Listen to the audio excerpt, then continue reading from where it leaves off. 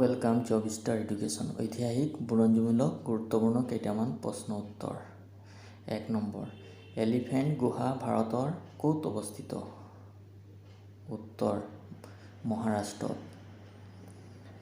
2 number যোগশাস্ত্ৰ নামৰ ভাৰতীয় দৰ্শনৰ ধাৰাটো কিহে স্থাপন কৰিছিল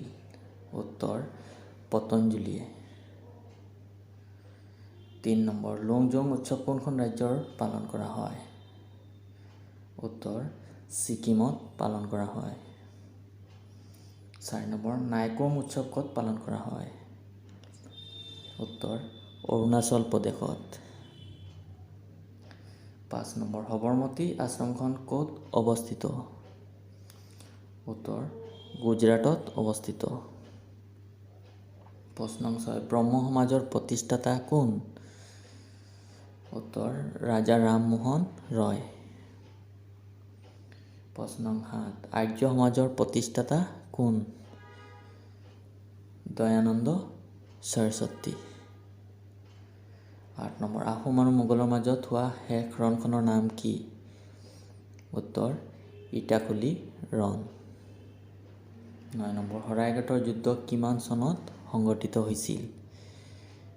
উত্তৰ 1671 চনত 10 নম্বৰ শৰাইঘাটৰ যুদ্ধত মোগলৰ সেনাপতি কোন আছিল ৰামসিংহ 11 নম্বৰ তাঞ্জাৱুৰৰ মন্দিৰৰ পৰা সূচনা হোৱা নৃত্যকলাবিধ কি ভাৰত নাট্যম 12 নম্বৰ সত্ৰীয়া নৃত্যৰ সৈতে জড়িত গীতসমূহক কি কোৱা হয় বৰগীত 13 নম্বৰ জোনাকী কাকতৰ প্ৰথম সম্পাদক কোন আছিল উত্তৰ চন্দ্ৰকুমাৰ আগৰৱালা 14 নম্বৰ কোনে মহাৰাণী ফুলেশ্বৰীক বৰৰজা উপাধি দিছিল 14 নম্বৰ শাক্ত ব্ৰাহ্মণ আৰু পুৰোহিতে 15 নম্বৰ কছাৰীৰ ৰজা কোন আছিল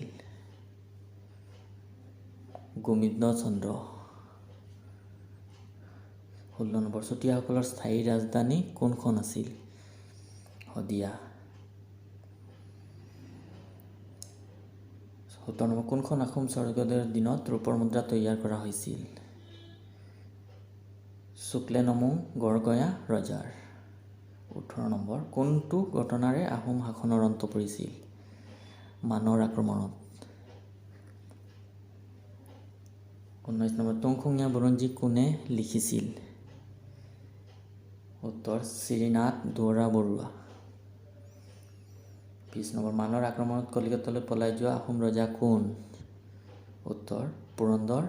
সিংহ নমস্কাৰ